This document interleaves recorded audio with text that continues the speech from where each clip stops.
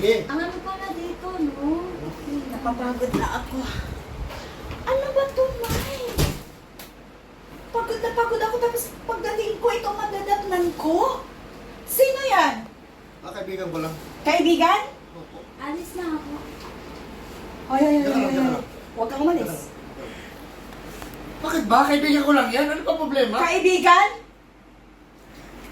O babae mo yan? Babae bahay natin ito. Dadala ko babae ito. Nagdadala ka ng babae dito, hindi ka pa nahiya sa mga anak mo? Kaibigan ko yan. Puro ka na lang inom, dala ng babae. Kung babae nga, bakit dadali ko sa bahay? Bahay natin to. Anong klaseng babae ka? Ano pag-iisip yan? Puro ka na lang ganyan, May. Puro ka na lang inom. Pabayaan mo ko mag-iinom dito. Walang problema sa amin.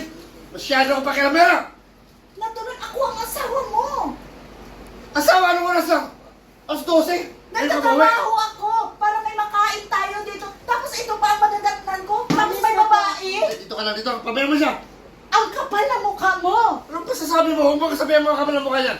Ikaw ba kapal? Anong oras na? Galing ako sa trabaho. Tama ba uwi ka alas 12 ng gabi? May, ako ang naghanap buhay. Buhay? Ano Ikaw ka? puro kainom. Hindi Wala normal yan. kang alam. Wala sa oras na inuwi mo. Hoy! Oo. Babae, Huwag mo pakialaman yan. lumayas ka sa pamamahay ko. Huwag kang umalis. Alis na po ako. Huwag kang umalis. Dito ka. Ikaw ang Ang umalis. kapal ng mukha mo. Ikaw ang umalis. Umalis ka nun. Umalis ka nun.